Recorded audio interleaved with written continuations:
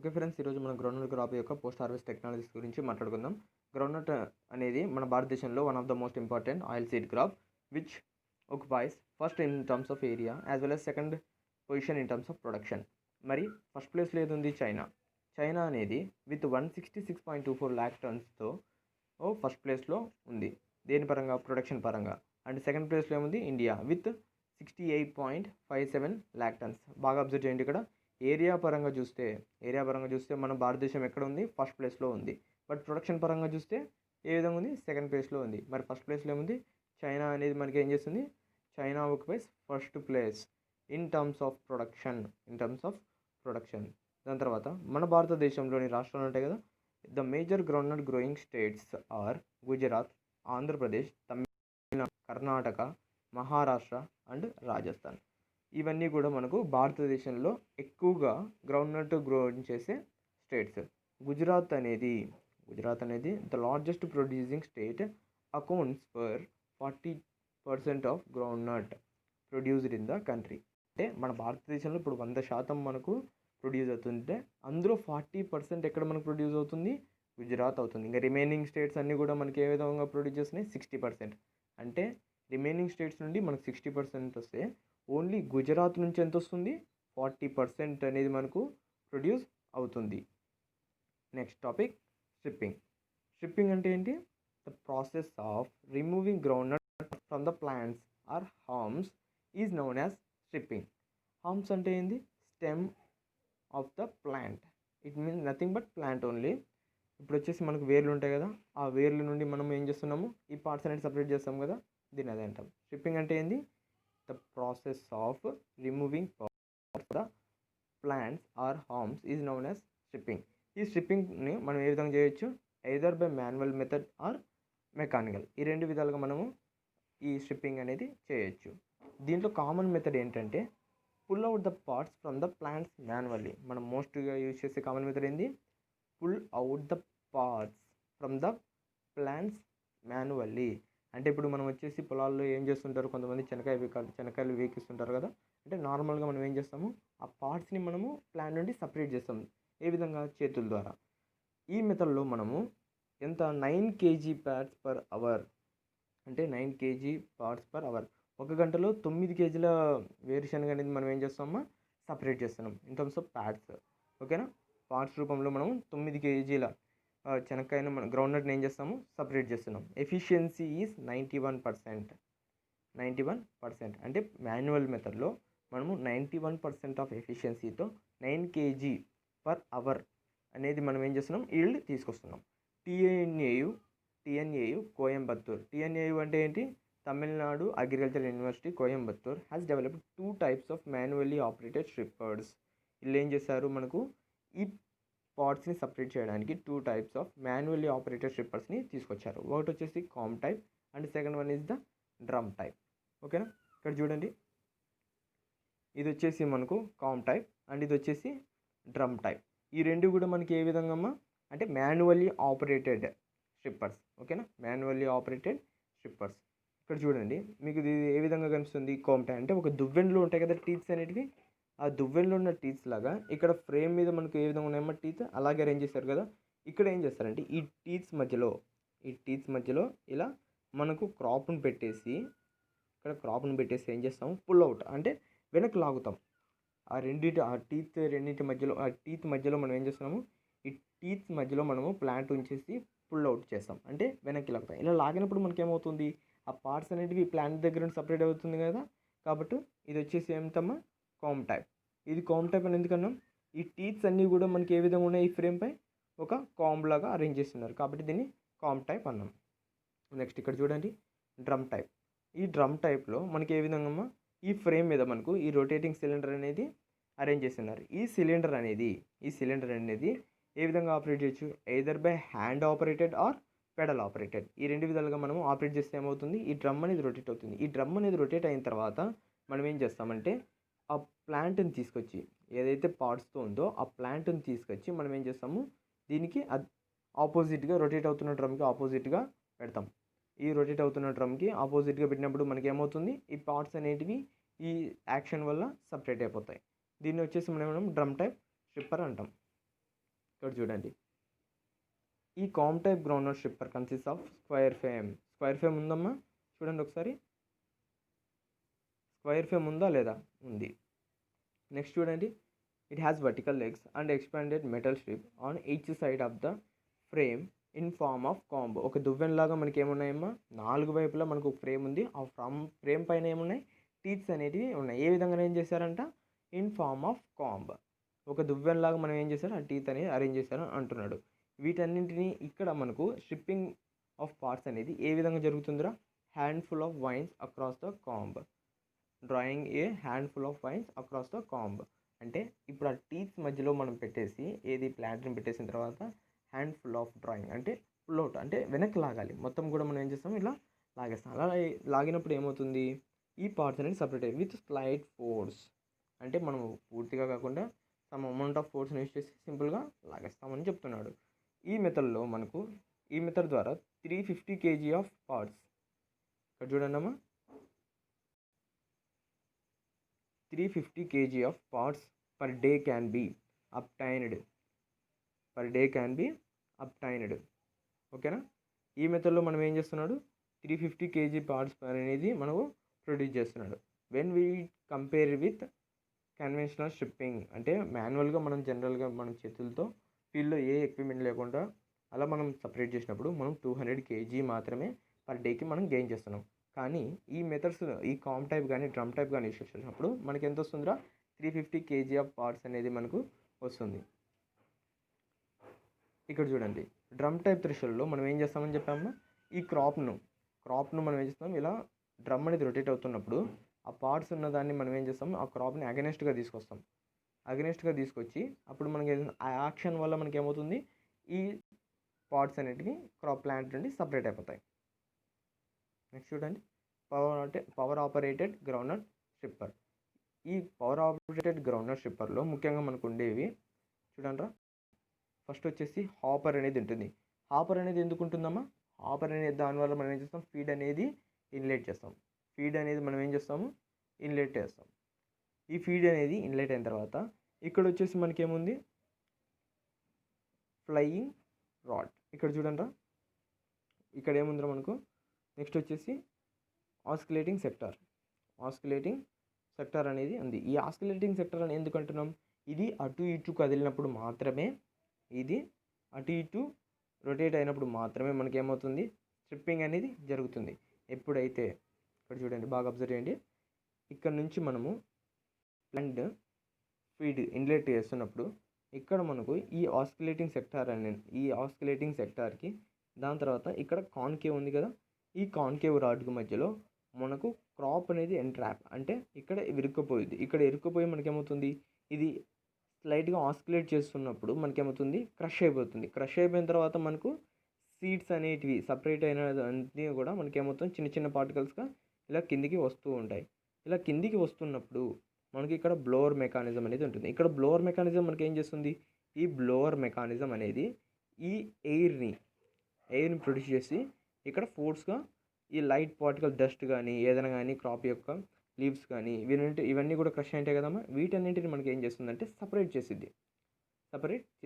Remaining మనకు కావాల్సిన parts అన్నీ ఎక్కడ కలెక్ట్ అవుతాయి, బాటంలో కలెక్ట్ అవుతాయి. ఇదేంటమ్మా, పవర్ ఆపరేటెడ్ గ్రౌండ్నట్ స్ట్రిప్పర్.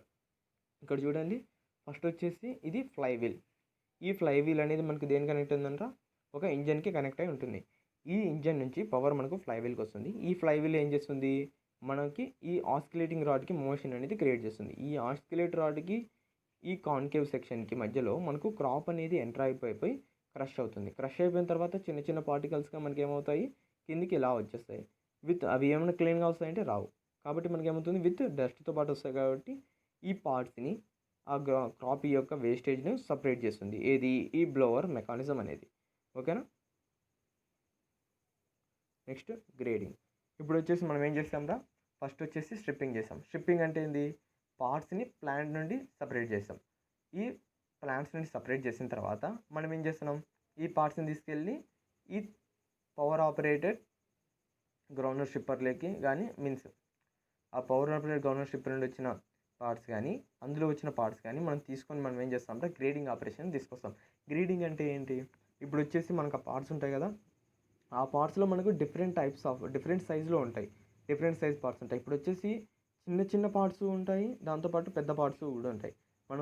మన ఎగ్జాంపుల్గా చెప్పాలంటే బొటికలు అంటాం, చిన్న వాటిని మనం అంటే బొటికలు అంటాం. మనం ఏదైనా పొలంలో విత్తనం వేయడానికి మనం చెనక్కాయలు తెస్తాం కదా, అప్పుడు తెచ్చినప్పుడు మనము ఇండ్లలో మనం ఏం చేస్తాము, థ్రెషింగ్ అనేది చేస్తాం. ఈ థ్రెషింగ్ అప్పుడు మనం ఏం చేస్తాము, చిన్న చిన్న బొటికలను సపరేట్ చేస్తాం. అంటే ఇంకా వాటిని వలసాల్సిన పక్కన పెట్టేస్తాము. కానీ ఈ విధంగా పెద్ద పెద్దగా ఉన్న వాటిని మనం ఏం చేసుకుంటాము,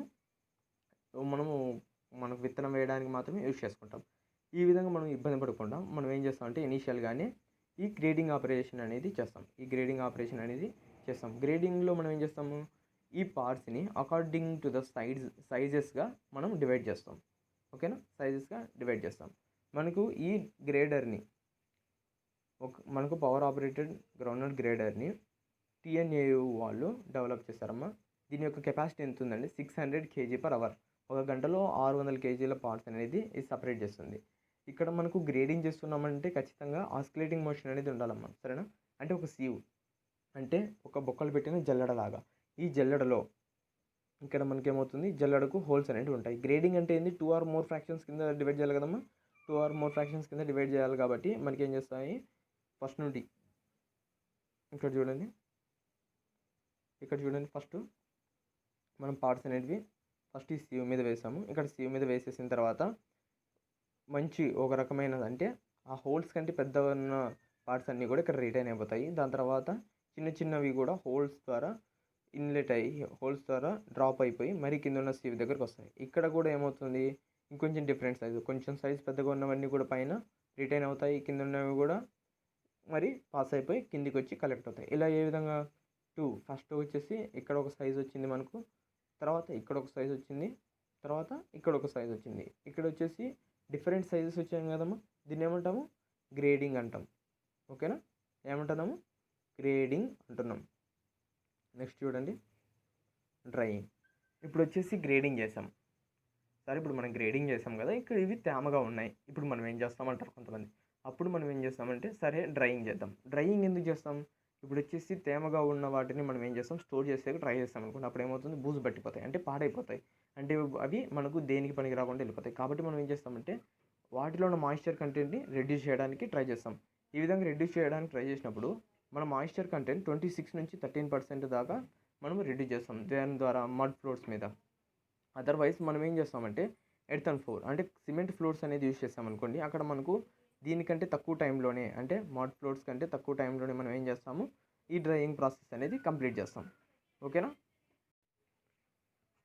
ఈ డ్రైయింగ్ ప్రాసెస్లో మనము యాక్చువల్గా వచ్చేసి ట్రెడిషనల్ మెథడ్స్ అయినా యూజ్ చేస్తాం. ట్రెడిషనల్ డ్రైయింగ్స్ కానీ లేకపోతే మెకానికల్ డ్రైయర్స్ అనేటివి యూజ్ చేస్తాం.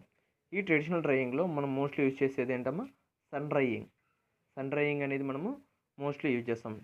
ఈ మెకానికల్ డ్రైయర్స్ మాత్రం హెవీ అంటే బల్క్గా మనకు ప్రొడక్ట్ డ్రైయింగ్ చేయాలన్నప్పుడు మాత్రమే ఈ మెకానికల్ డ్రైయర్స్ అనేటివి వాడతాం. ఇప్పుడు వచ్చేసి సన్ డ్రైయింగ్లో మనకు 2 types ఆఫ్ ఫ్లోర్స్ అనేటివి ఉంటాయమ్మా. అవి వచ్చేసి మడ్ ఫ్లోర్స్ ఆర్ నెక్స్ట్ వచ్చేసి సిమెంట్ ఫ్లోర్స్. ఈ మడ్ ఫ్లోర్స్ అంటే మట్టి మీద మనం ఏం చేస్తాము, 4 to 6 days దాకా మనం ఏం చేస్తాము, ఎండలో ఆరబెడతాం. ఇలా ఆరబెట్టినప్పుడు 26 నుంచి 13% మాయిశ్చర్ అనేది రెడ్యూస్ అవుతుంది. అంటే 26 నుంచి ఎంతకు వస్తుంది, 13%కి మాయిశ్చర్ అనేది రెడ్యూస్ అవుతుంది. ఇక్కడ టైం అనేది ఎక్కువగా తీసుకుంటుందమ్మా. When we compare with cement floors ఈ సిమెంట్ ఫ్లోర్స్ని వాడినప్పుడు మనకి ఏమవుతుందంటే 1/3 ఆఫ్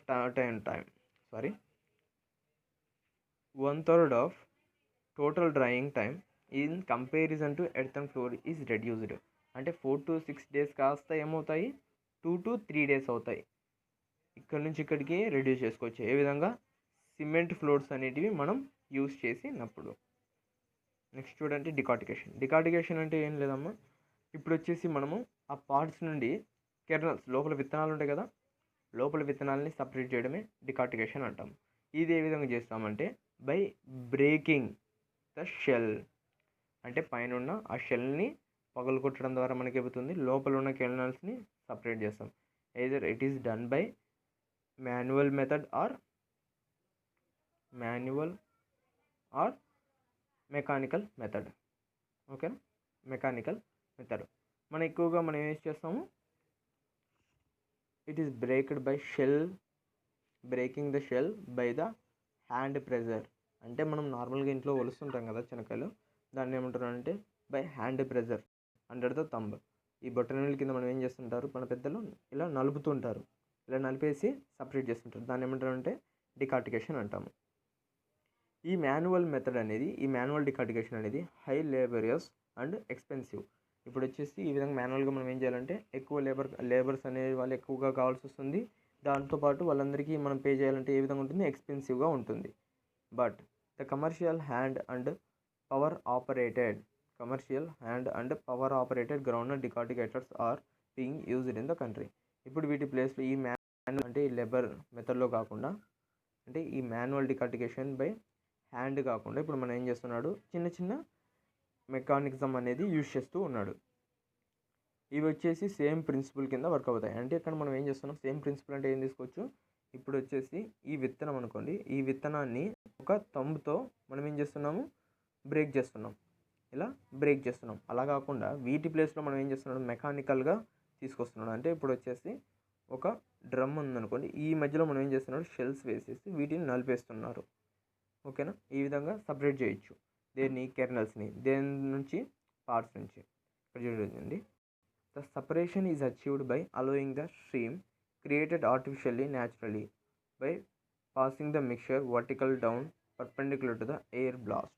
అంటే విన్నోయింగ్ అంటే ఏంటి, separating grain particles from the dust.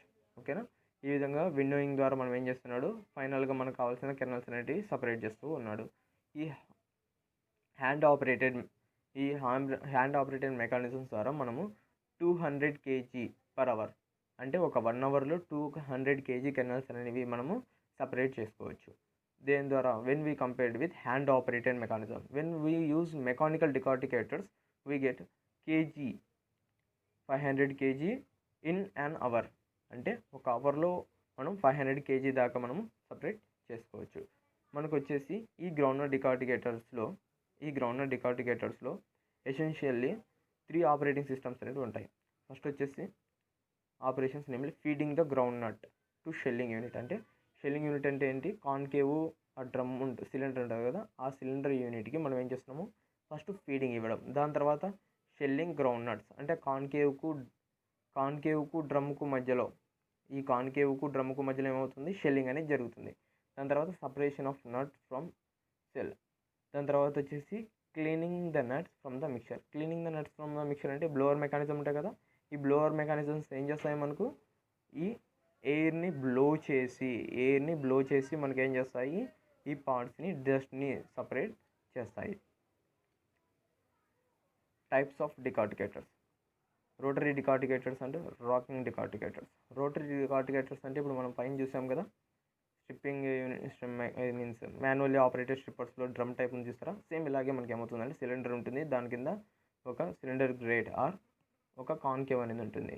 వీటి మధ్యలో మనకి ఏమవుతుంది, పార్ట్స్ క్రష్ అయిపోయి మనకు ఈ కెర్నల్స్ అనేటివి సపరేట్ అవుతాయి. Next rocking type decorticators. ఈ రాకింగ్ టైప్ డికార్టికేటర్స్లో మనకు వచ్చేసి కొనికల్ స్టడ్స్ అనేటివి ఉంటాయి. అంటే కొనికల్ స్టడ్స్ అంటే ఇలా ఉంటుంది, మనకు థ్రెషింగ్ యూనిట్ అనేది ఇలా ఉంటుంది, వీటి మీద చిన్న చిన్న స్టడ్స్ అనేటివి ఇలా ఉంటాయి. ఇక్కడ వచ్చేసి మనకు ఒక perforated trough nothing but cylinder concave only. వీటి మీద చిన్న చిన్న స్లాట్స్తో, అంటే చిన్న చిన్న గ్యాప్స్ ఉండి ఇలా చిన్న క్లియరెన్స్తో, ఈ కొనికల్ స్టడ్కి ఈ కాన్కేవ్కు మధ్యలో చిన్న క్లియరెన్స్తో మనకు ఉంటుంది. ఇవేం చేస్తాయి, ఈ స్టడ్స్ మనకి ఏం చేస్తాయంటే ఈ గ్రౌండ్నట్ పార్ట్స్ని థ్రెష్ చేస్తాయి, అవి బ్రోక్ చేసి కెర్నల్స్ని సపరేట్ చేస్తాయి. ఈ రాకింగ్ టైప్ డికార్టికేటర్స్ అనేవి 2 టైప్స్గా ఉన్నాయి. ఒకటి manual type and power operated type.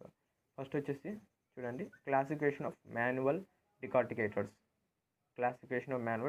First వచ్చేసి హ్యాండ్ ఆపరేటెడ్ రోటరీ డికార్టికేటర్, దాని తర్వాత pedal operated rotary decorticator and hand operated rocking type decorticators. ఓకేనా. Hand operated rotary type decorticators. ఇక్కడ వచ్చేసి చూడండి, it consist of wooden or cast iron shelling drum. ఇక్కడ వచ్చేసి ఒక డ్రమ్ ఉంటుందంట. ఈ డ్రమ్ అని దేంతో మేడ్ చేస్తున్నాము? క్యాస్ట్ ఐరన్ ఆర్ వుడెన్, ఈ రెండిట్లో ఏదో ఒక మెటీరియల్ యూజ్ చేసి ఈ డ్రమ్ను తయారు చేస్తాం. దీని కింద స్టీల్ గ్రేట్ అంటే ఒక కాన్కేవ్ అనేది స్టీల్ ద్వారా తయారు చేసి ఉంటుందంట.